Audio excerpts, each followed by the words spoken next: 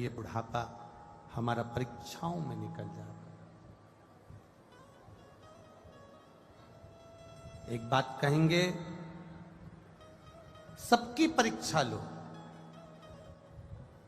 पर किसी सतगुरु की, जो शंकर पर भरोसा करता हो, शंकर पर विश्वास करता हो, शंकर पर दृढ़ता रखता हो, शिव भक्ति में जो 24 घंटे डूबा रहता हो, या मेरे भगवान देव अधिदेव महादेव की कभी परीक्षा मत लो। मेरे शंकर की कभी परीक्षा मत लो।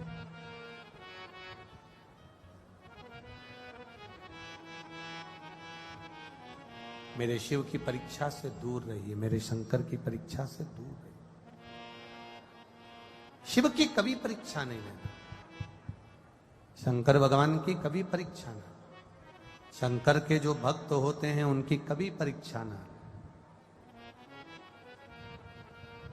ज्ञान देने वाले बहुत मिलेंगे आपको, बहुत सारा ज्ञान देंगे, बहुत सारी बातें बोलेंगे, पर हमें उस महादेव की कोई परीक्षा।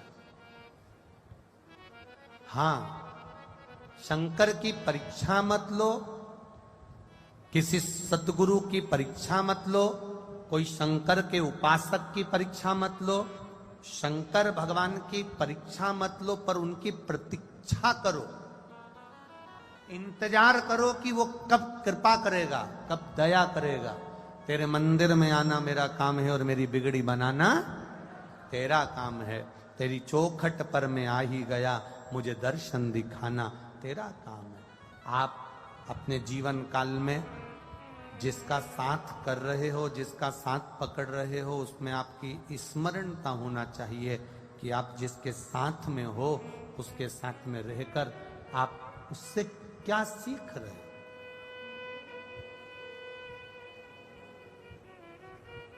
अच्छी जगह पर बैठोगे, अच्छा कुछ प्राप्त होगा।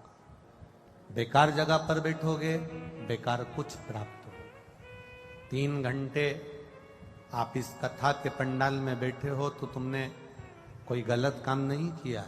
3 घंटे बैठकर कथा के पंडाल में से कुछ ग्रहण किया है। 3 घंटे बैठकर कथा के पंडाल में तुमने कोई झूठ नहीं बोला, कपट नहीं करा, बेईमानी नहीं करी, प्रपंच नहीं करा, कोई गलत कार्य नहीं करा, किसी को अपशब्द नहीं कहे, किसी को ताना नहीं दिया, किसी को आड़ी टेढ़ी बात नहीं बोली। 3 घंटे बैठकर तुमने भजन किया। अच्छी जगह बैठे हो, अच्छा तुमको मिलेगा जरूर, अच्छा तुमको प्राप्त जरूर होगा, ये निश्चित। एक बात बहुत स्मरण में रखिएगा, यहां से निकलो ना, जब यहां से बाहर जाओगे, एक चाय बाहर जाते जाते ठेले वाले से लेना। हाँ, ठेले वाला कोई चाय बेच रहा हो, उससे पूछना चाय कितने की है। ठेले वाला कह देगा 10 रुपए में। मिलती है ना? अरे बोलो तो जम के, मिलती है। कितने की चाय? 10 रुपए की। ठेले वाले से, हाथ गाड़ी वाले से चाय लेना 10 रुपए की। और आगे जाना, किसी अच्छी दुकान में, साधारण सी दुकान हो, ज्यादा वीआईपी नहीं, साधारण सी, उसमें जाना, चाय देना कितने की? 15 रुपए की। उससे वीआईपी होटल में जाना, जिसका डेंटिंग पेंटिंग अच्छा हो, थोड़ी साज सज्जा ठीक हो, डेंटिंग पेंटिंग अच्छा हो, चाय देना कितने की? 20 रुपए की। अब 5 स्टार होटल में जाओ, बहुत बड़ी होटल, बहुत बड़ी, और बहुत बड़ी होटल में जाना और वहां जाकर चाय लाना। चाय की कीमत 50 रुपए, 150 रुपए, 100 रुपए। एक चाय ठेले पर ली 10 रुपए की थी, दुकान पर ली 15 रुपए की थी, होटल पे ली 20 रुपए की हुई। फर्स्ट क्लास में गए तो वो और अलग मिली, और 5 स्टार में गए तो वही चाय 150 की मिली। शक्कर भी वही है, दूध भी वही है, चाय की पत्ती भी वही है, जिसमें पी रहा हो कप भी वही है। बस अंतर इतना है कि चाय 5 स्टार के अंदर है इसलिए 150 की है, रोड पर है तो वो 10 रुपए की है। ये तुम्हारे ऊपर निर्भर करता है कि तुम्हें अपनी कीमत कैसे बनाना है। कहीं पान के ठेले पर खड़े रहोगे, जुआरी के पास बैठे रहोगे, दारू कुट्टे के पास बैठे रहोगे तो तुम्हारी कीमत केवल 10 रुपए की रहेगी, और कहीं सत्संग में बैठे रहोगे तो तुम्हारी कीमत बढ़ जाएगी। ये तुम्हारे ऊपर,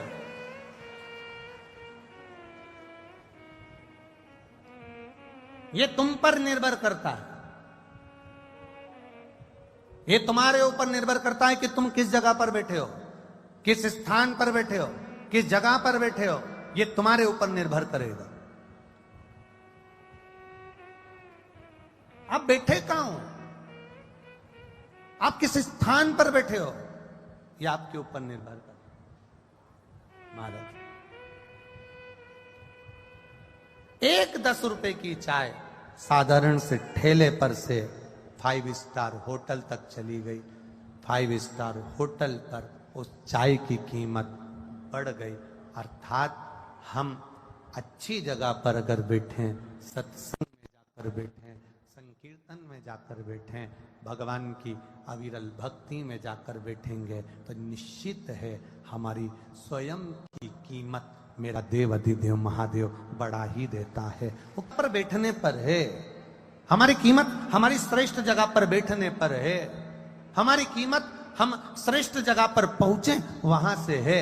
हमारे भगवत भजन से हमारी कीमत को आंका जा सकता है। तुम भगवान का भजन कर रहे हो, तुम स्मरण कर रहे हो। मीराबाई को कई लोग अपशब्द कहते थे, कर्माबाई को कई लोग अपशब्द कहते थे, ताना दे देते थे, आड़ा टेढ़ा शब्द कह देते थे, अपशब्दों को कह देते थे। पर मीराबाई, कर्माबाई, नामदेव, तुकाराम, प्रहलाद, ये जितने जितने शंकर के भक्त हुए हैं, इन्होंने अपनी अविरलता भक्ति को पाने का प्रयास किया।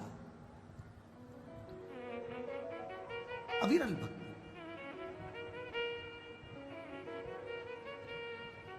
इसलिए खाली ना जाता कोई दर से तुम्हारे।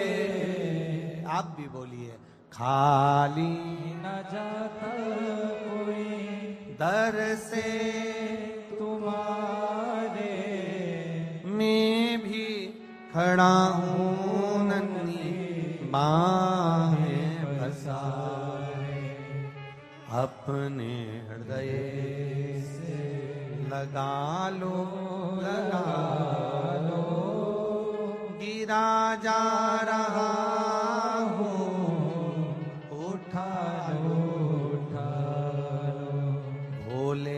अपने दर से अब तो न टालो। गिरा जा रहा हो, उठा लो, उठा लो। शिव की आराधना भक्ति। मेरे महादेव के 3 नेत्र हैं। कितने नेत्र हैं?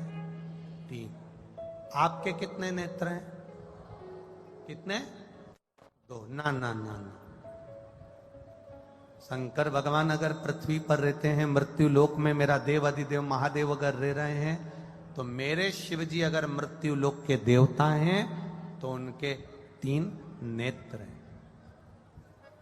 देव अधिदेव महादेव के 3 नेत्र हैं। तो हमारे भी कितने नेत्र हैं? 2 नहीं 3। एक, हम अपनी अच्छाई को देखें। दूसरा, हम अपने परिवार की अच्छाई को देखें। और तीसरा नहीं, हम अगर दूसरे की बुराइयों को ढूंढ रहे हैं तो हमारा करा गया अच्छा कर्म नष्ट हो जाता है।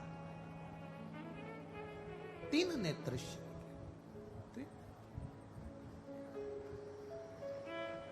ये साधारण नहीं है महाराज। अपनी अच्छाई देखना एक नेत्र का काम।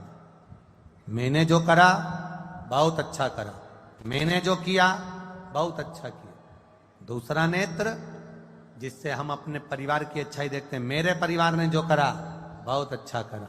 और तीसरा नेत्र मेरे महादेव ने सबको दिया है, जिससे वो हर एक व्यक्ति की बुराई ढूंढा करता है, चाहे वो जहां रहता है किसी ना किसी में से कुछ ना कुछ बुराई ढूंढने का प्रयास करता है। उसने करा ऐसा कर दिया, उसने बोला ऐसा बोला, शिव तत्व मना करता है।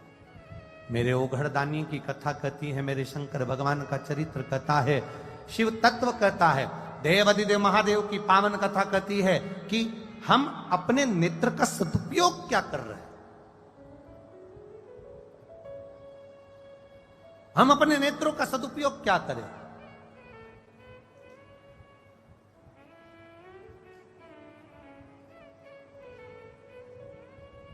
महाराज बड़ी मुश्किल से ये नेत्र मेरे देवाधिदेव महादेव ने दिए, बड़ी मुश्किल से। हम इसका उपयोग क्या कर रहे हैं। जो शरीर मिला, दो मित्र थे, दोनों मित्र शहर में गए, मकान लिया किराए से, मकान किराए से लिया, उसमें रहना चालू कर दिया। एक मित्र और दोनों मित्र रहते रहते कुछ महीने साल निकल गए, कुछ साल निकल गए, और सालों निकलने के बाद में जब साल निकलते गए एक दिन मकान मालिक आया और मकान मालिक ने कहा, दोनों से कहा मकान खाली कर, दोनों से कहा मकान खाली करो। अब पहला नंबर का जो मित्र था उसने तो तुरंत मकान खाली कर दिया और अपने गांव को अपने दूसरे मकान में चल दिया तुरंत।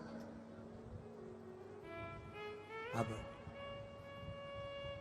दूसरे नंबर का जो मित्र था उससे मकान मालिक ने कहा, चलो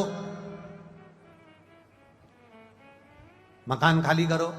उसने कहा, काय को मकान खाली करूं, 70 साल 75 साल इस मकान में रहते रहते हो गए, तो मैं मकान खाली काय को करूं, मैं मकान खाली नहीं करने वाला। 75 साल 80 साल हो गए रहते रहते मकान खाली नहीं करूं, नहीं करा।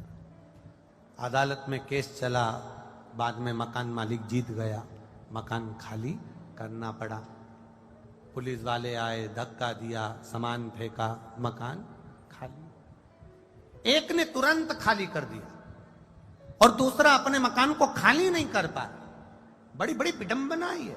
एक तुरंत खाली कर देता है और दूसरा खाली नहीं कर पाता। उसी तरह दो तरह के लोग संसार में रहते हैं।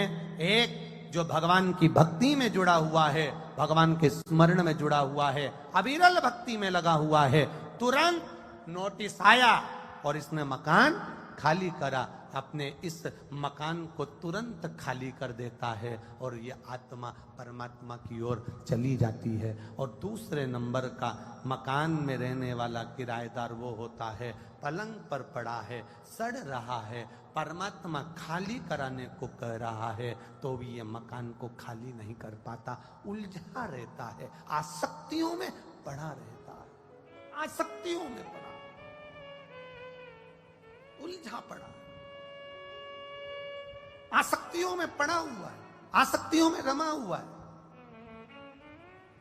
आसक्तियों में समाहित है वो।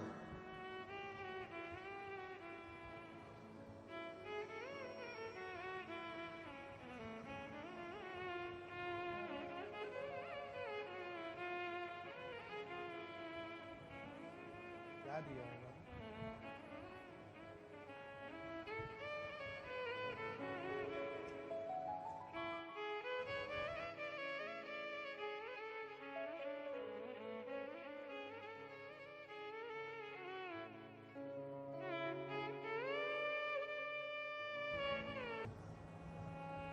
छोड़ता नहीं है।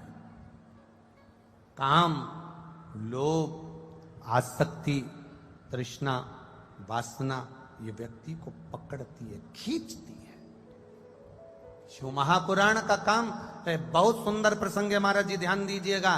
भगवान कृष्ण, दुर्योधन, अर्जुन, शकुनी, सब, भीष्म पितामह, धृतराष्ट्र, गांधारी, कुंती माता, पांडु, जितने भाई हैं पांडव सब एक साथ रह रहे, कौरव जितने साथ हैं सब एक साथ रह रहे, एक घर में रह रहे, एक परिवार में रह रहे। भगवान द्वारिकाधीश का आगमन भी हुआ, जाना भी हुआ, आना भी हुआ, सब मिले जुले, सब प्राप्त हुआ। पर देखिए दुर्योधन और अर्जुन में एक अंतर सबसे बड़ा था।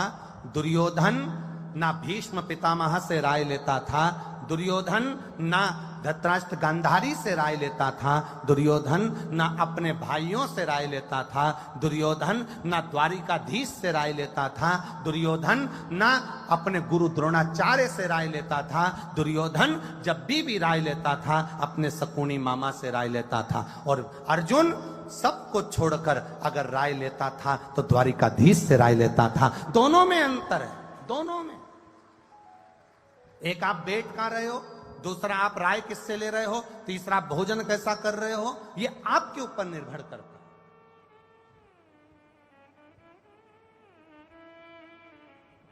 ये आपके ऊपर निर्भर है कि आप क्या पाना चाहते हैं, कैसे भगवत भजन करना चाहते हैं। कितना सुंदर कहा है महाराज जी, मां जगतजननी पार्वती जी महाकाल वन में भ्रमण कर रही है, महाकाल वन में घूम रही, मां पार्वती महाकाल वन में भ्रमण कर रही। और भ्रमण करते करते महाकाल वन में जब पार्वती जी ने भ्रमण किया, माता पार्वती ने भ्रमण करते करते क्या देखा, माता पार्वती चार शिष्य, शिवजी, लकुलेश भगवान, भिक्षा का पात्र, एक खप्पर और एक हाथ में छड़ी लेकर मेरे महादेव सम्मुख में खड़े हैं। चार स्थान पर मेरे महादेव जी ने, मेरे देव अधिदेव महादेव ने भिक्षा मांगने का प्रयास किया, चार स्थान। और जब चार स्थान पर जब मेरे देव अधिदेव महादेव ने भिक्षा मांगने का प्रयास किया, वो चार स्थान सहजता के नहीं थे।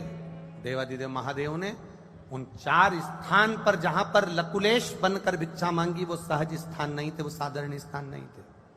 पहला मेरा देवादिदेव महादेव जहां से कुछ प्राप्त कर रहा है, वो कोई साधारण सा एक जीव जिसके दरवाजे पर मेरे लकुलेश भगवान खड़े हुए हैं, साधारण, एकदम सहज, एकदम सिंपल। आवाज लगाई मेरे महादेव ने, अलख निरंजन हर हर। मेरे महादेव ने आवाज लगाई, तेज आवाज लगाकर, तुरंत उसी पथ पर आवाज लगाकर कहा, भिक्षाम देहि। लकुलेश भगवान भिक्षा मांग रहे हैं, बहुत भूख लगी है, दीजिए भिक्षा। हाथ जोड़कर एक साधारण सा जीव, उसको दुनिया के लोग साधारण को गरीब समझ लेते हैं और गरीब को साधारण समझ लेते हैं, ये गलत फहमी है। शिव कथा कहती है जिसको भगवान ने पूरा शरीर दिया है, दो नेत्र दिए हैं, वाणी दी है, श्रवण शक्ति दी है, पांव दिया, हाथ दिया,